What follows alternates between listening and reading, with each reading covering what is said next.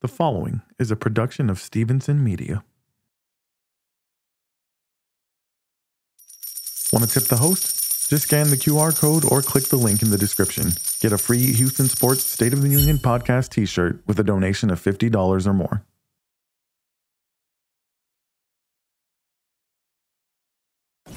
This is the Houston Sports State of the Union podcast. Ladies and gentlemen, the president of Houston Sports Nation, Nick Stevenson.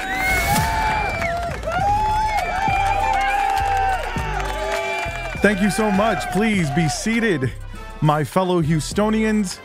Welcome to this Houston Sports State of the Union address for the week of June 2nd. I am the self-appointed president of Houston Sports Nation, Nick Stevenson. As always, there are 1,000 different things you could be doing this evening, but you chose to spend a little bit of time with me, and I appreciate it. On tonight's show, there ain't a whole lot of sports news going on, at least not in the city of Houston. We've officially hit the dog days of summer, so let's do what everyone else does. Let's make stories out of nothing.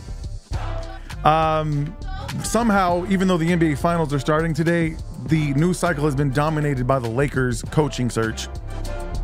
If you didn't hear, Stroud has completely took a dump and disrespected Aaron Rodgers.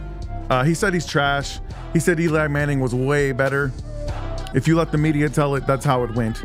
But we will actually observe what CJ Stroud actually said. Last week, I asked the question, should the Astros be buyers or sellers? The majority of you said that they should be buyers, and it appears that Dana Brown agrees with you. He says he sees no scenario where the Astros are sellers at the deadline, as if we expected him to say anything else. Lastly, also last week, I told you that Mavericks fans would be unbearable if the Mavericks won the finals. Well, they've already gotten started. They're already unbearable. It's crazy. We're going to dive into the Dallas versus Houston beef, explain it to those who may not quite understand it, for those of you who don't live in either one of these cities. And we're also hopefully going to give away some free swag. I would love to give away one of these Houston Sports State of the Union podcast t-shirts. I know you want one. So why don't we do some Houston sports trivia at the end of the show and see if you can get one. Hope you guys are tuning in. Once again, I'm going to remind you of the ways you can support the show. One of them you're doing already. You're watching, you're listening. Hopefully you're sharing with your friends. Hopefully you're getting involved with the show in the chat. Would love to hear from you guys. Love for you to be a part of the conversation. That is the number one way you can support this show, is just listen to it, watch it, and participate.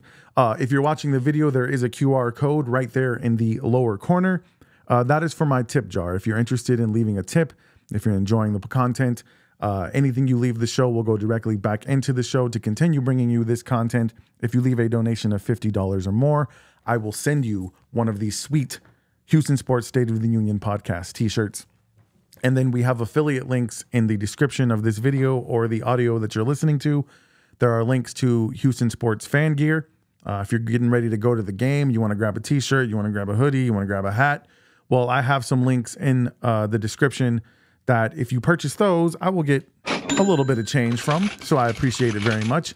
And there's also affiliate links in there for the podcast equipment that I'm using to bring you this lovely podcast. If you're interested in podcasting, you want to get some equipment, and you're wondering, hey, I wonder what Nick Stevenson used. All of my links are in the description, and I will also get a little bit of commission if you choose to purchase from there. So I appreciate that very much. That's how you can support the show monetarily.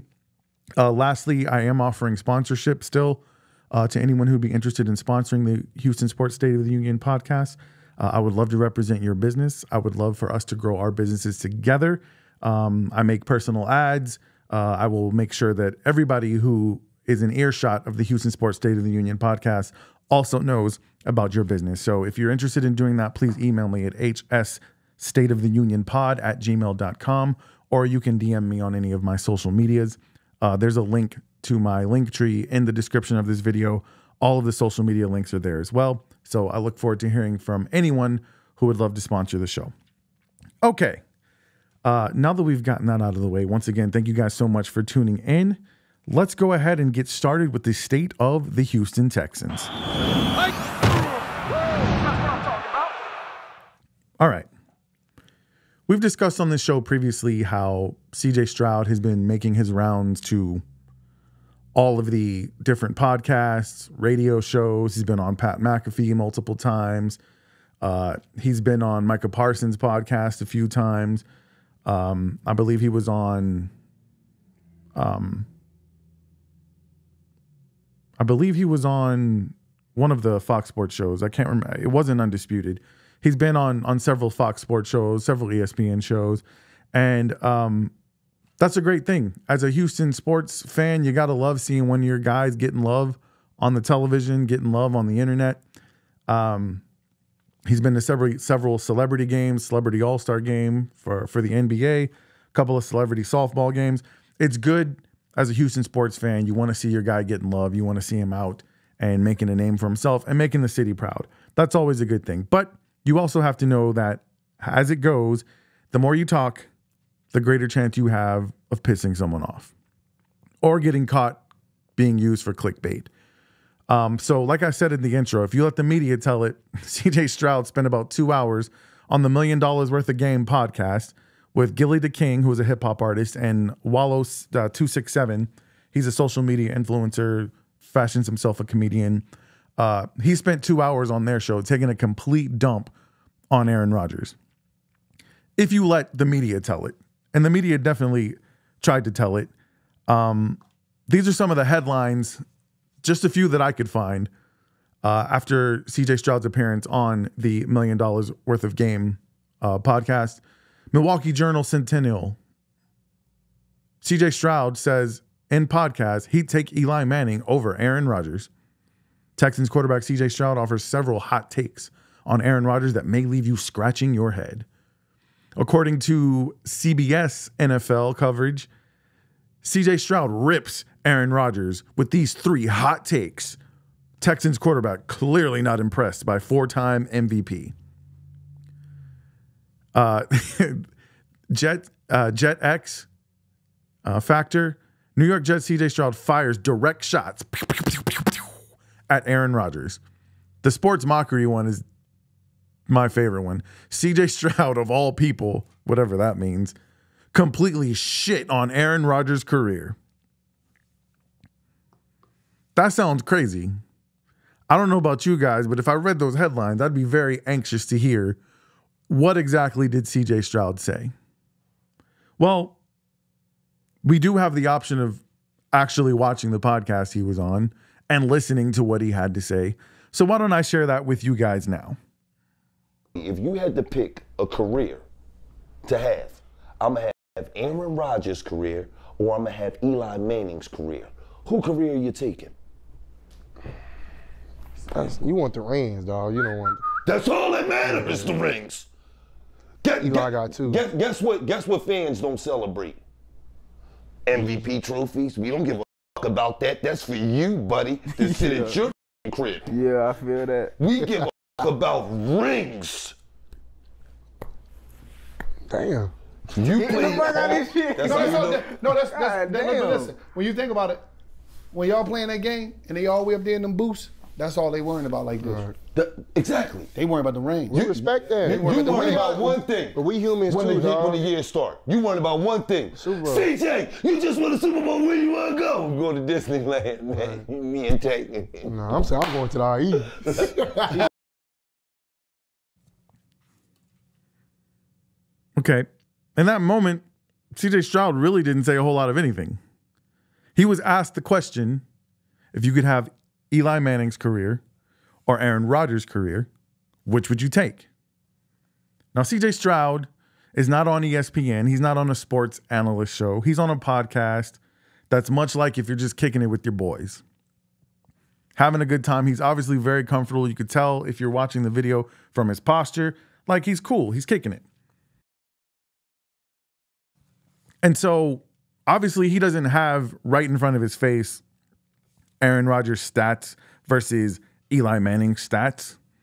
The only thing he has is he's thinking to himself, Eli's got 2 Super Bowl rings and Aaron Rodgers has 1. I want the rings. That's all he said. I want the rings. That really doesn't sound like he's quote unquote shitting on Aaron Rodgers' career. But Nick, what about what he said about Matthew Stafford? Okay, let's play what he said about Matthew Stafford. You got Aaron Rodgers, you got Drew Brees, you got Phillip Rivers. Well, Phillip Rivers, all them dudes that threw for 60, 50,000 yards. No, nah, brother. Stafford, hey. Stafford is another one, bro. He five. He might be up there with Brady and them, bro. No, come on, No, bro. that's crazy. That's crazy. Yeah, that's that was crazy. crazy. Let me go back. Hey, because look, look, dog, hold on. Before you do all this extra shit, I'm a student of the game. Stafford a dog. He bro. is a dog. No, you don't understand, bro. You saying that. That's all I watch. I don't watch nobody else. I watch Mahomes at times because Mahomes does some stuff that like you can't coach. Stafford, dog, he will beat you with the same thing every time. All that no lick stuff, I got that from bruh. Like, literally, that's one of my big, like, I'm a fan of his, like. And when I he's go to a great LA, quarterback. I be trying to find, bro. But Like, we it's got the a same level to trainers. I be greatness. trying to, like, go to where they working out and just watch. I feel what you're saying. That's all Bro, I'm he saying. elite, dog. Like Charles Barkley. If you hold on. If you give Matthew Stafford a chance like Aaron Rodgers, I guarantee he might have had more rings, for sure. I think Matthew Stafford. Matthew Stafford had more ring than not Aaron just- Rodgers. Yeah. Oh, yeah, he have another ring probably. No, yeah. I'd say he had like 3, 4. He might, it's Yeah, possible. bro. He good. Okay. He didn't say a whole lot about Aaron Rodgers in that clip. If you could not tell, CJ Stroud is clearly a really big fan of Matt Stafford. He was fanboying a little bit there, which is cool. And Matthew Stafford is a really good quarterback. And he did say if you gave him the teams that Aaron Rodgers had, he may have won. He said he might have won more Super Bowls. He might have 3 or 4. Once again, that's an opinion by somebody who is a very huge fan of Matthew Stafford. I think as fans, we can understand how sometimes maybe you speak with a little bit of hyperbole when it comes to people or teams that you are a fan of.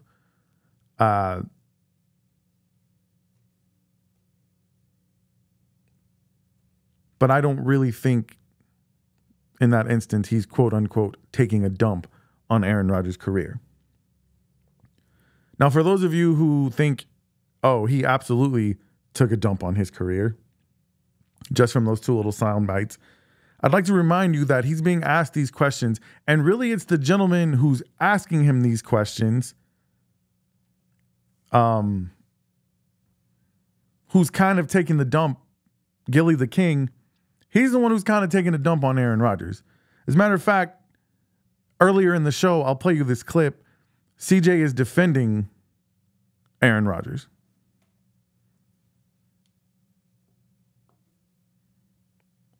Hold on, let me find the clip.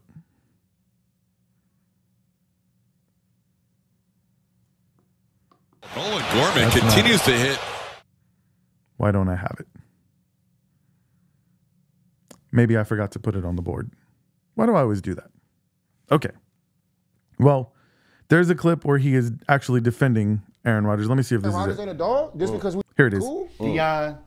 Just because we got gold teeth and we don't yell. I'm just Like, keep it all the way real. Aaron Rodgers is overhyped. whoa. We'll talk about it, Gil. Bro, What come you on, rate? stop, bro. Trent Dilfer won a Super Bowl. Let's stop Stop what? overhyping Hey, shit. Rod, that gas, Oh, what you mean? Break it down. He don't What want you to. talking? I need to hear this. Listen, is Aaron Rodgers great? Yes. Is Aaron Rodgers a hell of a quarterback? Yes. Is Aaron Rodgers on the level of a Troy Aikman? Yes. A Tom Brady? No. Yeah, Bro, he is. look Bro, at the stats, dog. Look, He bro, can't play gonna defense, outrange? too. I can't look at no stats You gonna because ring? let me just tell you something. This is something I was told. Anybody could stumble across one.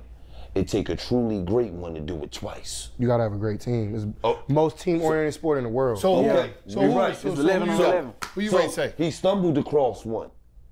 He never been back, not even close to a Super Bowl, bro. For to be the baddest man on the planet, to keep going to the playoffs We talking every about year. straight Bro, talent, but- dog. Bro, we But talk you gotta about you're know. going to the playoffs every year. Yeah. Every year. Who's better than him? You're not even I'm Patrick saying, though, Mahomes. I'm saying though, that I take agree, a team. that's That take a easy. He's team. been in the league for 5 years. He's been to like 5 Super Bowls. Who else better than him? Okay, let me ask you this. Is Come on. Charles Barkley not great? Charles No, Barkley he's great. a legend. Is Allen Iverson not great? He's a legend. Is Steve Nash not great? He is a great. Yeah, come on, bro. We can have this Ain't conversation Michael every Jordan sport. great? Yeah, but like, You gotta have the rings.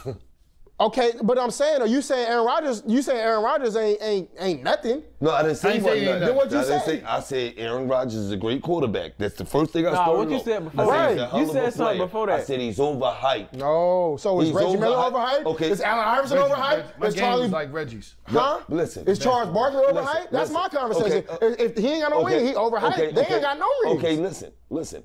None of them dudes don't get talked about in the light of Aaron That's Rodgers. not true, dog. Yeah, no. Allen Iverson? Are you serious? Can I finish? he's a legend. Can I finish? When Allen Iverson my mans, too. When Allen Hey, I'm my Iverson man, was in bro. the league, Michael Jordan was also in the league, right? So Michael Jordan was that bad man that they put up on that pedestal. When they talk about Aaron Rodgers, they put Aaron Rodgers on this pedestal. They put and Tom he won Brady there. one Tom ring. Brady on the pedestal. Well, hold on. I even heard it. They going back and forth about Aaron Rodgers and Tom Brady. can't. How is they even in the same conversation? Talent-wise, Will this man wipe his with a whole ring full of? Will he go to the bathroom, he take a and wipe his with a whole ring full of hands? A whole ring full of hands. I think he meant handful of rings, but we get the idea. But I just played you a 2-minute video of CJ Stroud defending Aaron Rodgers' career, sticking up for Aaron Rodgers. So compare what you just saw and compare to a 2-second clip where he says you want the rings. He said, you want the rings, dog. And then he said that Matt Stafford might have won more Super Bowls if he had Aaron Rodgers' team. Does what we just saw fit any of these headlines? Does Texans quarterback clearly not impressed by a 4-time MVP? Does CJ Stroud take dig at Aaron Rodgers over his 1 Super Bowl ring? Is he completely shitting on Aaron Rodgers' career? Of course not. But it's a slow news cycle, man. There's no football. What else are we going to talk about? The national media, if you don't have a baseball team in your city, most likely you don't care about what's going on in baseball. The NBA finals are here. There's only so much you can talk about that. And, you know, if you're not a Celtics fan, you're not a Mavericks fan, you're probably just casually watching the NBA. There's not a lot going on in sports right now. And it's these times that we have these lazy controversies that get brought up out of nothing. This is right around the time we start debating who's better, LeBron, MJ. Would the Rockets have won their championships if MJ didn't retire? Which I am so tired of having that conversation. I've been having it on social media. Eventually we'll have it on the show. I'm going to have to bring somebody on to argue against the point that the Rockets would have won championships. And let me remind you, they did win a championship while MJ was in the league. In fact, they swept the team that beat MJ in the playoffs. Yeah, spoiler alert. That's probably one of the main points I'm going to make in that argument. But we'll have it another time. We've got enough to talk about for today's show. But yeah, I just think that it was a whole lot of nothing with the whole Aaron Rodgers thing. But the moment Aaron Rodgers' name was invoked by another quarterback and he wasn't just completely fawning all over him, I guess you turn it into a controversy that turns into he took a dump on him. I was excited about I listened to that entire podcast, by the way, because I wanted to have the context of what exactly did CJ say. And CJ and Tank, I thought, did a very good job. And they said some things that Texans fans should be excited about. One of the questions they were asked is, what are your goals for the season? What's y'all goals for this year? First off, Super Bowl. Talk heavy. Then what's your personal goals? You got to get a stack. I got, yeah, for sure. Personal goals, I already wrote them down, but I want like 10 plus touchdowns. I want over like 1,300 yards. Which is gonna be crazy because we got 3 of us, but we can all do it. I feel like And there's a lot of games in the league. That's good, y'all got Because that. 1,300, 1,300, That's what I'm 1,300. saying. got That's this guy. 3,900. They don't know where to go at. Who to Go be for on? at least 4,800, so it's I still a know. stack there for some tight ends and running backs. Don't worry about Yeah. that. He got you. 1,300. That's 1,300 plus. 10 plus touchdowns. Probably like, what I had? Probably like 70 catches, 70 plus catches. Really 100, but True. we ain't gonna speak on that. Oh, But I like that. I'm gonna see that during the season when Oh, he yeah. score, huh? Oh yeah. What's your personal goals for the season? Shoot, personal goals, man. Honestly, like, it's gonna sound cliche, but I don't want to say it. I want to just pop out. Like, I just want to come. I just want to show it. Like, I know the work I've been putting in. I know the mindset I got, and like you said, what happened to me last year, like, that ain't. I think it was a good thing because it just added nothing but fuel to the fire. Right. You know, so I'm gonna show y'all more than I can tell you. I like that. I like the goals that Tank set for himself. I like the fact that he acknowledged it's going to be a challenge because we got some real dogs on this team at the wide receiver position now. But man, why sell yourself short? He could have easily said, "Oh man, I don't know if I'll have as good of a year last year. We got more people to get targets." No, man. This man wants to get 1,300 yards, catch 100 balls. Hey man, this is what I do know about CJ. If you're open, he's gonna get it to you. So I like that, and I like the fact that CJ didn't want to talk about his goals. He said, "I want to show you." That's impressive. That's impressive. I love the competitiveness of the young core on our team, and I thought that was another part of this podcast that showed that competitiveness. And that was a little bit of CJ trash talk. I don't agree with all these podcasts these players have, and Zaire not so much. Zaire actually played really good when we played him. But like my boy EJ, Speed, but it's a ton of dudes. It's not just EJ. He with my agent, and I tell him this to his face. I don't even tripping. But like a lot of dudes come to these podcasts like, "Oh yeah, I'm coming to hit. I'm gonna hit CJ in his face. I'm gonna get him next year." Why don't you do something? Like where I'm from, we say, "Why didn't you ain't do something where you was mad at?" You was mad right there, man. Do something. Right. You could have made hella plays, bro. You could have made plays, dog. Right. You could have shut me up right there, but you didn't. Right. So what make you think you gonna do it now? And if you do, I'm gonna come back, bro, for real. Like, this ain't for no play, bro. I'm on, like, come on, man. got him in that mode. You got me going. But you know what I'm saying? Though, it's like, This is the mode I've been waiting to get. I'm gonna slam CJ on his head. Like, Man. you should have did that then, bro. Right. Now we're gonna have another opportunity, and we played him first game of the year. Ooh. I'm excited. The Colts. We play him after they play. It's gonna be rocking. Indy hates me already, and I love it. So. Ooh. Should have done something when you was mad, bruh. Week 1, ladies and gentlemen, in Indianapolis. It's on and popping. I love the confidence of our young quarterback. He's got the perfect mix of humility and confidence.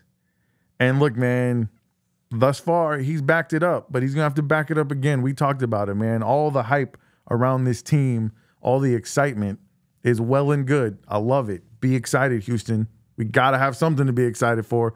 Damn sure no, the Astros ain't making us excited right now. The Rockets aren't in the finals, unfortunately. So right now, the Houston Texans carry a heavy burden for this city when it comes to our excitement about sports, man. But at the end of the day, everything's on paper. They got to put it out on the field. And I love the attitude that our young players have. And I'm super excited about the season. But can we stop trying to make news out of non-news, please? That's it's just one of those things. And now that I am a podcaster who does a sports show, like, I understand the struggle of coming up with content. I struggled with that a little bit today, but I was able to find some. But I thought those were good nuggets, man. I'm glad Tank is healthy. I'm glad CJ's focused. I can't wait for August so we have some real football to discuss, starting with the Hall of Fame game, Andre Johnson being inducted. And then we got Texans versus Bears, Caleb Williams, CJ Stroud. For a preseason game, that's about as hype as it could possibly get, man. So I'm looking forward to it instead of us making up news like we have been. All right, guys, let's get into the state of the Houston Astros. All right. Since last week's show, the Astros have gone 3-3. And that's just not going to get it done. We've discussed this. Mediocre baseball from the Astros is the reason I asked the question, come the deadline, should they be buyers or sellers?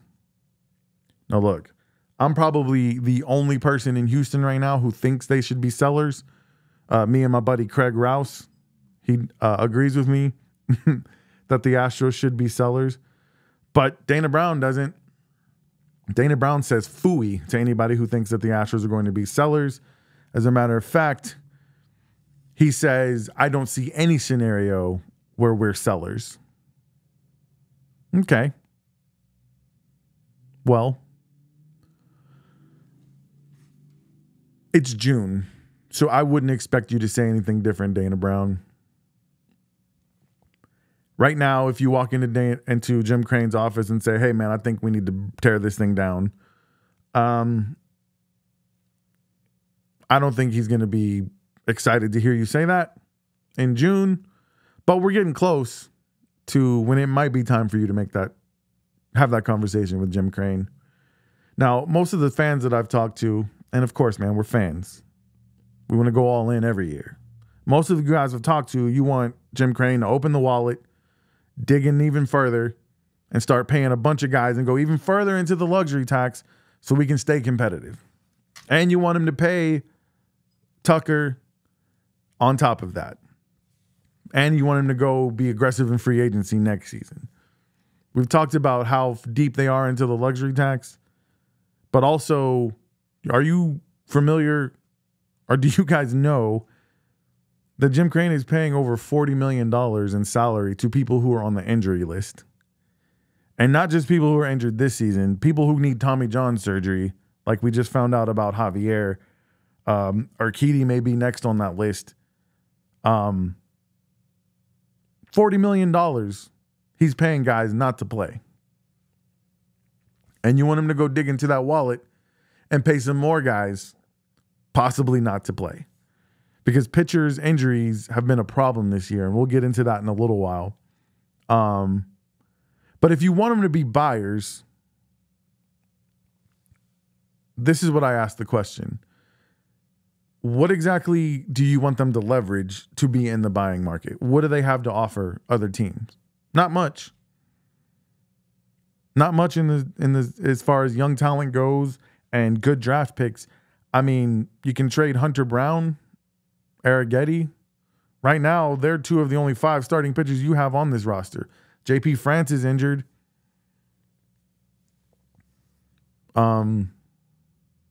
They don't really have a whole lot to give up to be in the buyer's market. And that's unfortunate. Listen, the Astros have 54 days until the deadline. And right now, if they continue on the pace that they are on now, they will win 20 of those 46 games. That will make them 48-61 at the deadline. Now, you guys expect Dana Brown to walk into Jim Crane's office with a 48-61 record and say, hey, man, we still have a chance. Let's go all in. Let's see if the Dodgers want to get rid of Ohtani. Or, I talked about last week, Paul Goldschmidt and I'm blanking out on the Mets guy again.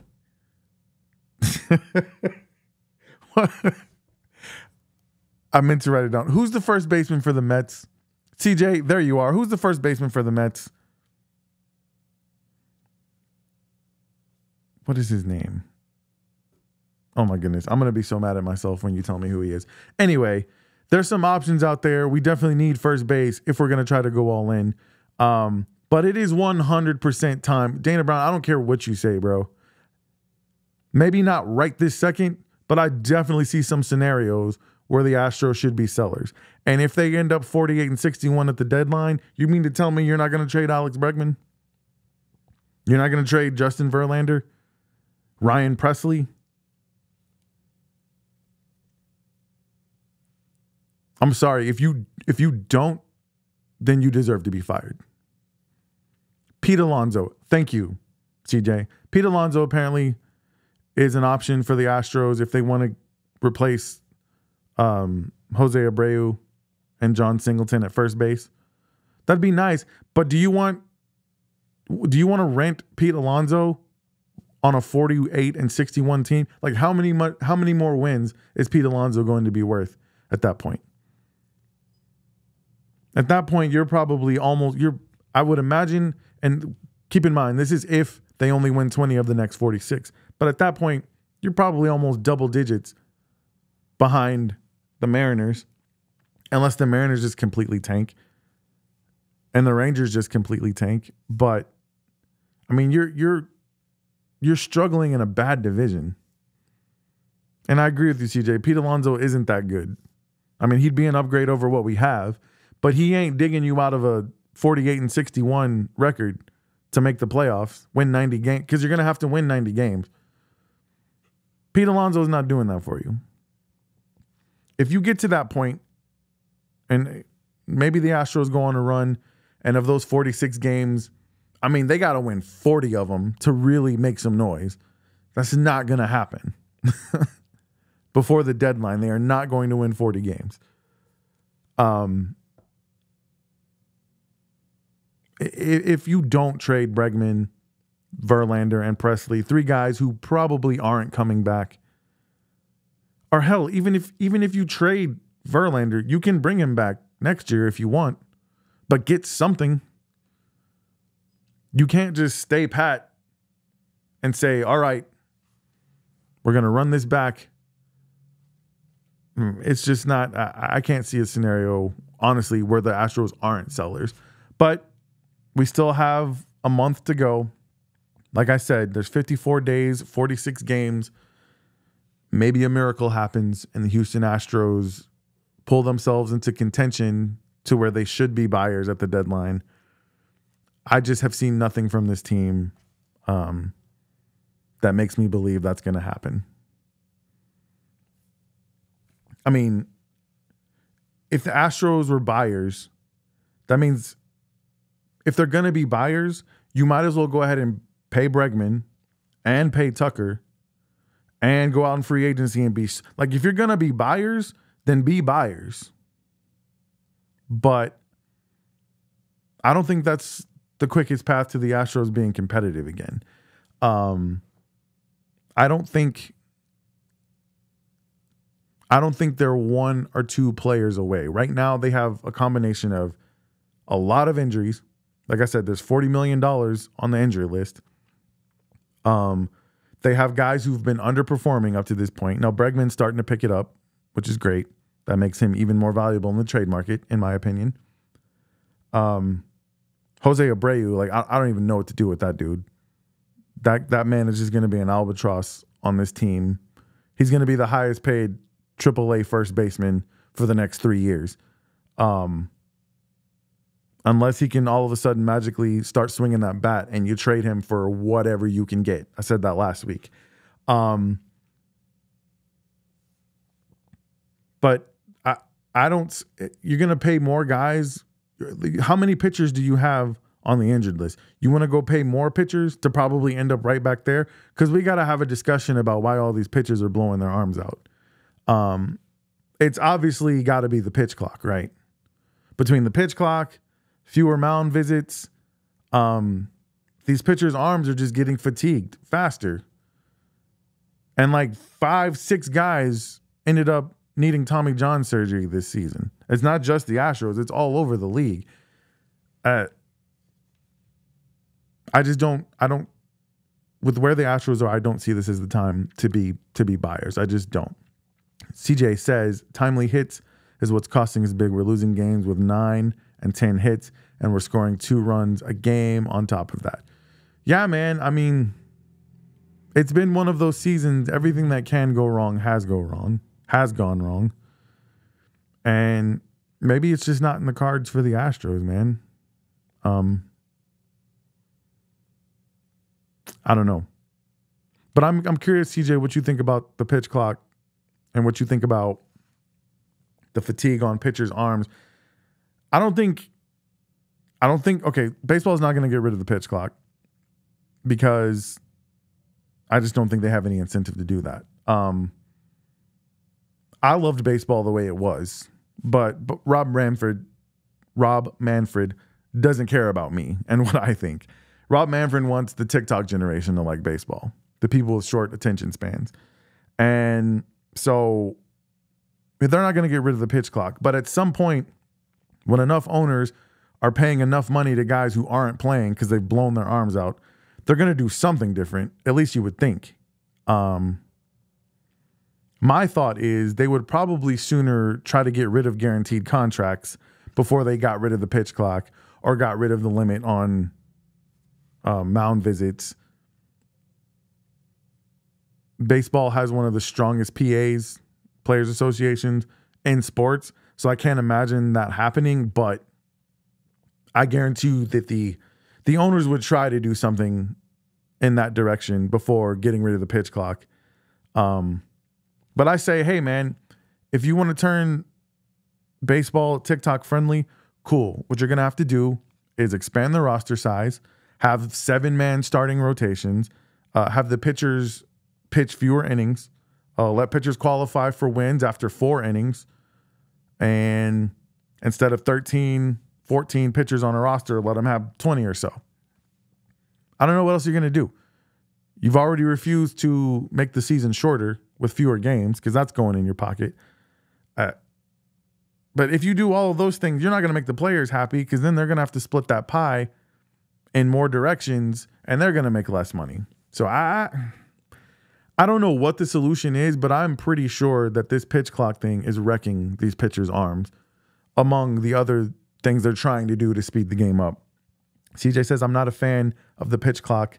It's speeding the game and pitchers aren't getting enough time to sit down in the dugout. 100%, man. The Astros have 3 pitchers now. I'm sorry, 4, who more than likely are going to need Tommy John. And I know McCullers hurt himself earlier. But Luis Garcia hurt himself last season. Urquidy's hurt. Javier's hurt. Even Framber's had some trouble with his arm. Verlander had that hiccup at the beginning of spring training. And so many pitchers have wrecked their arms this year, man. It's crazy. I don't know, man.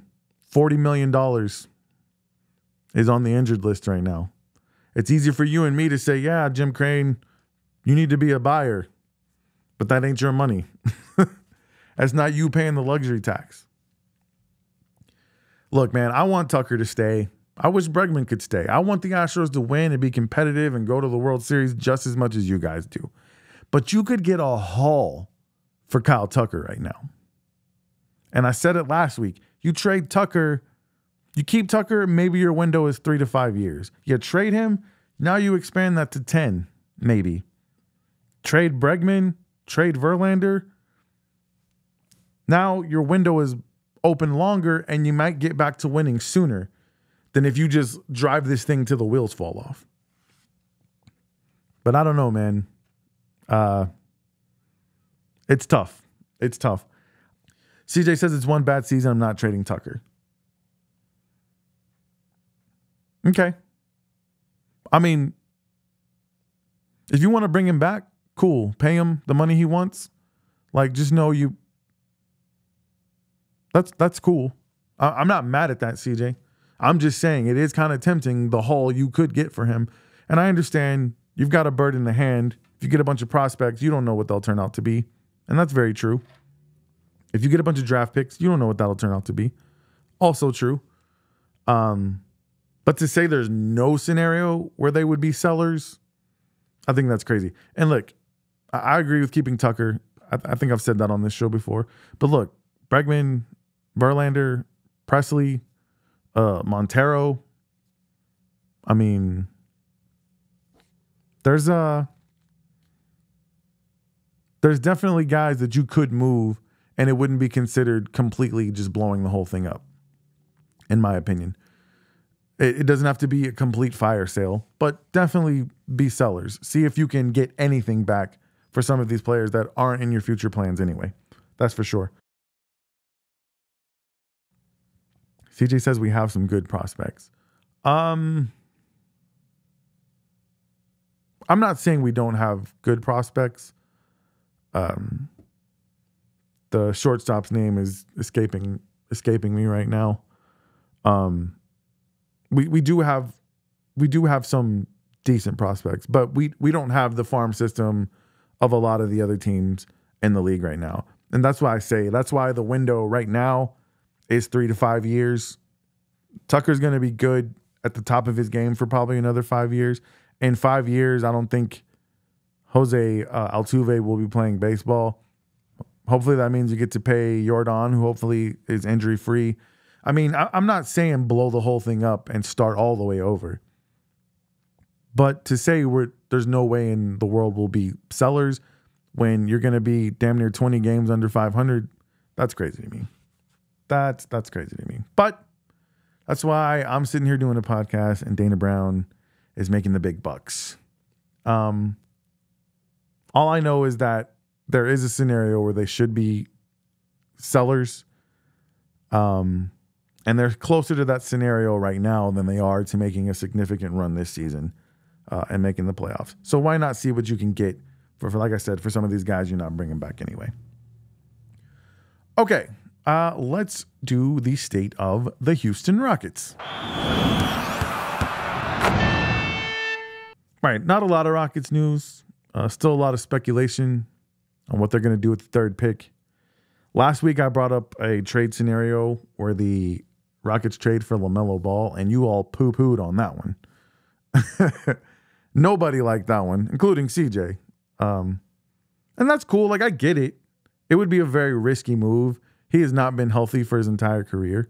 But I also think the upside, if he stayed healthy, the upside I think would be really incredible.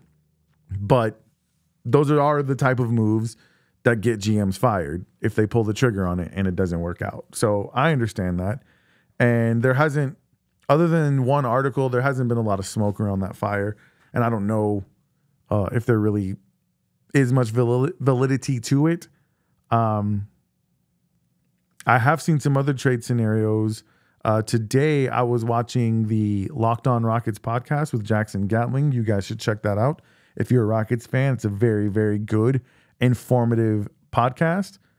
In this trade scenario, this wasn't like a super splashy one, but he had the Rockets trading Jayshawn Tate, Jock Landale, or Landale. I think it's Landale. And the third pick for Marcus Smart, the number 9 pick in the draft, and a future first that's top 4 protected coming from the Grizzlies. Okay. Like I said, it's less splashy, but it does kind of make sense. Marcus Smart, still a really good defender. He's an Ime Udoka guy. He can play point guard a little bit. Good distributor. In Udoka's system, he's done it before with the Celtics. And not to mention, all reports are that the Grizz want Donovan Clingan really bad. And they're not going to get him at 9. So they have a reason to want to jump up to 3. And so this is a trade scenario that makes sense. It's not super splashy. What I don't like about it is, yes, you have another elite defender, but the Rockets' number one need is shooting. They need somebody else who can score at a high clip. And while Marcus Smart does hit clutch shots from time to time, no one mistakes him for a shooter. And so, I don't know, to me, a number 3 pick. Here's the thing. I think the Rockets know that if they actually select someone with that pick, that person's not contributing to this team this year, no matter what. It's very, very unlikely that third pick, somebody's contributing to the team this year. And so I think from the Rockets' point of view, it's more valuable to get someone that's once again a bird in the hand, somebody that they know is going to produce, somebody that they know what they bring to the table. That maybe traditionally, anytime that these trades come, it's like my buddy P. Scott said, it all depends on the situation your team is in. Rudy Gobert is not worth 4 first-round draft picks to the Brooklyn Nets or 4 first-round draft picks to the Portland Trailblazers. But he was worth 4 first-round draft picks to the Minnesota Timberwolves. And it damn near got him to the finals. So for the Houston Rockets, who want to be in win-now mode, I think moving that 3rd-round pick for someone like Marcus Smart, like I said, it still kind of makes sense. I don't love it. My preferred trade is still the number 3 pick, Dillon Brooks, and then one of the future Nets picks, other future Nets picks that we have for Mikal Bridges, and one of the Suns' first rounders from the Kevin Durant trade. Now, reports are that the Nets want multiple of their first rounders back. They want the 3rd back. They want one of their pick swaps canceled, and they want, I think, they're like the 2026 first round pick that the Rockets got from the Nets. They want damn near all of them back for Mikal Bridges. I wouldn't do that. I think you can wait them out because I think that the whole, hey, we want to build around Mikal Bridges, the Nets know Mikal Bridges is not a superstar that you build a championship team around. At least I think they know that.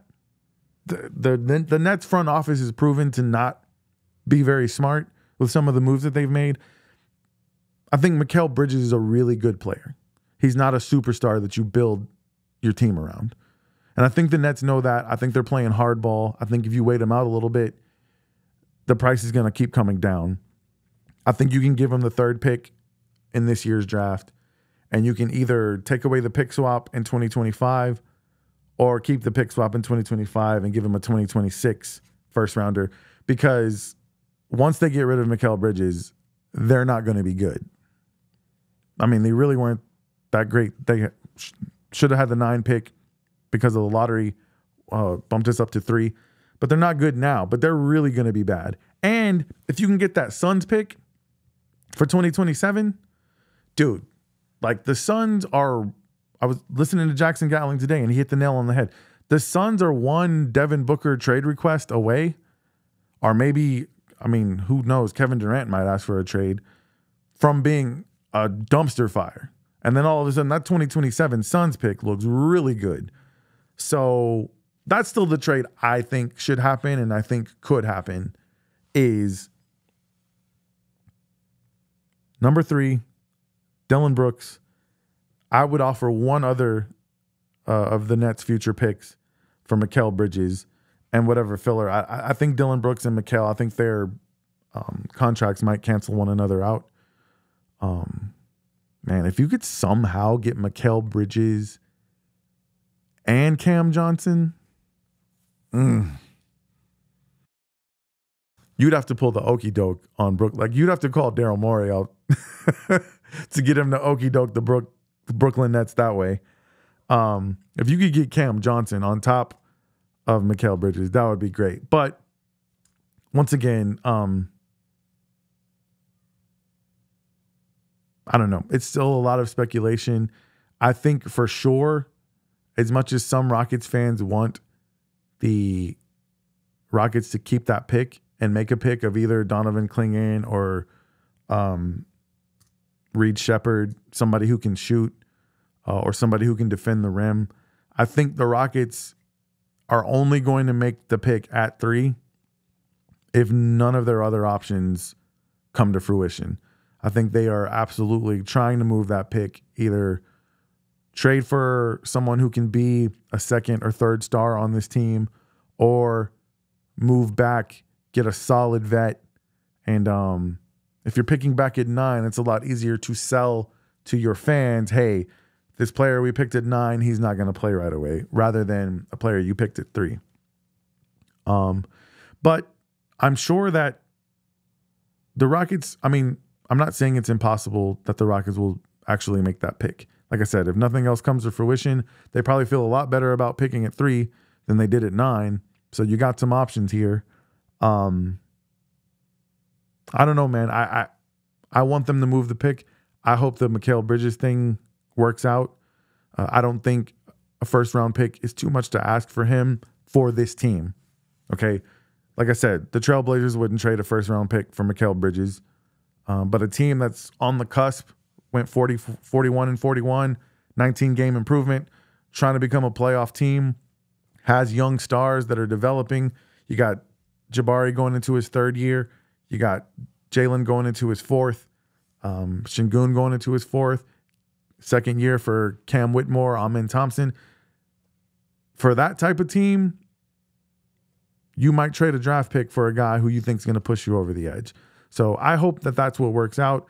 This is what I know. I don't envy Rafael Stone because this feels like one of those make or break decisions, not just for him, but for the entire team. And these are the decisions, like I said, that get GMs fired or it gets them raises. And he just got a raise. So they're probably not firing him anytime soon, but now it's time to earn that raise. And I don't envy you, Mr. Rafael Stone. The fact of the matter is, no matter what you do, somebody's probably going to be mad. That's just how we are as fans. So, but hey, man, that's why you get paid the big bucks for sure.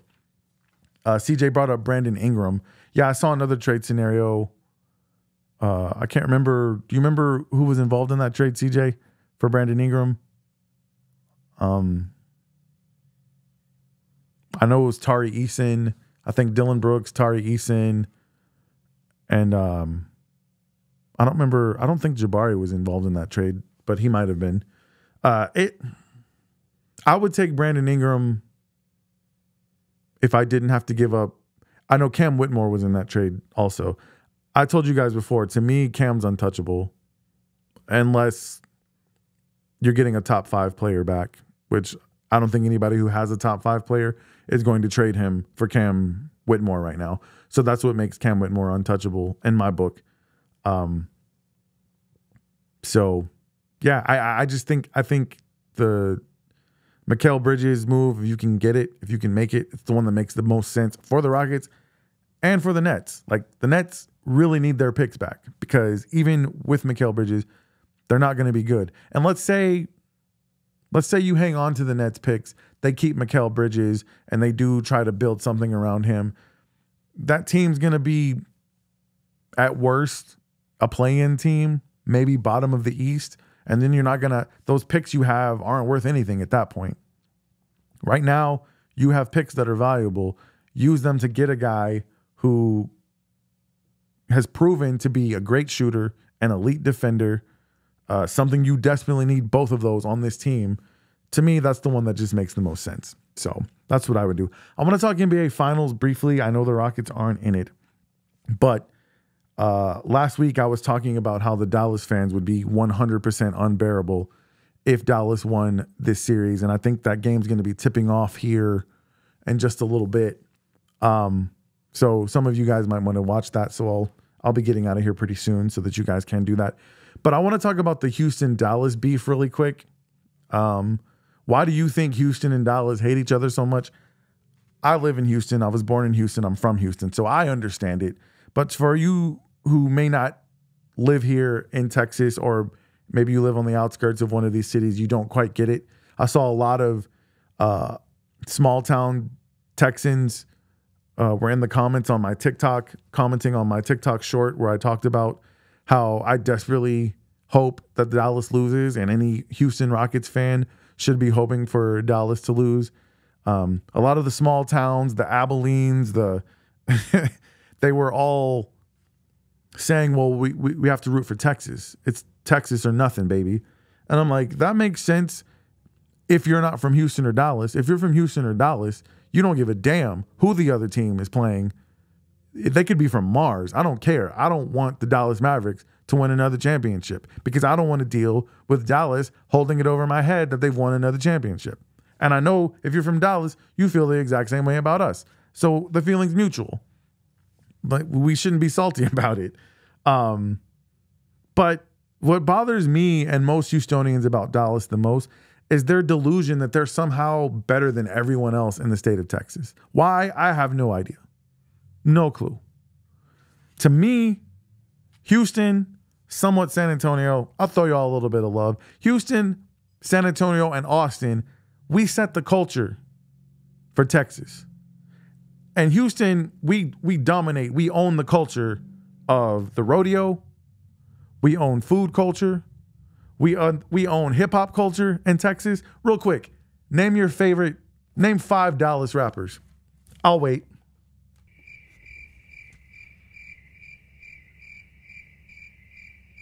Who you got? I guess technically Post Malone, you can call him from Dallas if you consider him a rapper. Duro, you guys remember him? Ice cream paint job. No hip hop culture from Dallas. And we got country music on lock too. I'm sorry, bro. We got country on lock. We got Clint Black, Kenny Rogers, Robert Earl Keen. We got Rodney Crowell, Robert Ellis. And we even have the first black woman to have a #1 country hit, Beyonce. Yes, I said it. Be mad if you want to. Beyonce has a #1 country record. We own the country, dude. We got country on lock, music, food, culture, strip clubs. Houston, best by far in Texas. So what's left is sports, okay? So Dallas fans are the most annoying sports fans on the planet. I'm sorry. To the point that even when you give their team love, you guys listened to the show last week. I gave the Dallas Mavericks love. I said they're legit. Even then, all they wanted to do is just talk crap to me and tell me how I'm talking about sports. They're telling me what a trash city Houston is, that when they flush the toilet, their dookie comes down here to Houston. They're bringing up hockey. We don't even have a hockey team, but they brought up their 99 Stanley Cup as if somehow that makes them better than us when it comes to sports. Listen, the Dallas Cowboys haven't won a Super Bowl in 30 years, but they've been riding the coattails of those Super Bowls forever, trying to somehow say that that means they're a better sports city than us. The Houston Texans were established in 2002. Since 2002, the Houston Texans have 5 playoff wins. Do you know how many the Dallas Cowboys have? They have 4. The Texans have not been to a conference championship game in their existence. That's true. But you know who else hasn't? The Dallas Cowboys. The Texans have not won a Super Bowl since their inception in 2002. But you know who else hasn't? The Dallas Cowboys. So when it comes to, okay, the Mavericks have 1 championship in 2011. Congratulations. Great job. You beat LeBron and the Heat. All the credit in the world for that. I love Dirk. I never said anything bad about Dallas teams. I don't even really hate the Cowboys that much. It's the fans, bro. You guys are the worst. And I know Houston, we have bad fans too, but look, that's why I started the Houston Sports State of the Union podcast, and I established myself, named myself the president of Houston Sports, leader of the fans of Houston, because I'm trying to help us be better, and we will be better. And you know what else Houston has over you? The best damn podcast by a Houstonian that there could possibly be, and that's yours truly, self-appointed president of Houston Sports Nation. So Houston wins, man. Houston wins. And you know what? At least we can watch our teams on TV. Your channel went bankrupt. You can't even watch them. Thank goodness you made the finals and you can watch the Mavericks on ABC, because otherwise you wouldn't be seeing them. Okay. Let me add our 4 WNBA titles too. I'm adding them. I'm adding them. 100%. Thank you. Houston wins. Hands down. Hands down. Oh man. My wife tuned in. She said 100. I'm hoping she's talking about the best damn podcast in the state of Texas. But look, man, I've made my argument. If anybody from Dallas wants to come on the show, make your argument. Love to hear from you. Love to hear from you. You guys go check my TikTok out. See how annoying Dallas fans are. Look at the TikTok videos I made about the Mavericks. And listen, I'm from Houston. I rep the H. I gave your team the respect they deserve, but I'm being honest. I don't want them to win. That doesn't make me, I'm not talking bad about them. I gave them, Luka's legit. Kyrie is legit. Your whole team put it together. They've had a great run. And I hope they fall flat on their face starting tonight. I'm sorry. That's just how it goes. Okay? But ladies and gentlemen, my fellow Houstonians, I think you all agree that overall the state of the union in Houston is strong. And it will continue to be so. So, with that being said, I'm going to get out of here. Really quick, I want to remind you of the ways you can support this show. Number 1, you're doing already. You're listening, you're watching. Hopefully you're sharing, you're hitting like, follow, subscribe. If you guys would like to leave a tip in my tip jar, there is a link in the description of this video. There is also a QR code right here. If you are watching, once again, anything you leave to me is much appreciated. It will go right back into continuing to bring you more content. Affiliate links are in the description for both Houston Sports fan gear and podcast equipment. And then lastly, sponsorship. If you'd be interested in having me represent your business, I would love to do so. Email me at hsstateoftheunionpod@gmail.com. Let's have the conversation. Let's grow our businesses together. All right, guys. Next week's show is going to be on Tuesday, 6:30. You guys tune in. In the meantime, I want you to stay 10 toes down for the greatest city in the world, Houston, Texas. Guys, I love you, and I'll see you next week. This has been the Houston Sports State of the Union podcast, hosted by Nick Stevenson. Tune in next week for more news and analysis of your favorite Houston teams.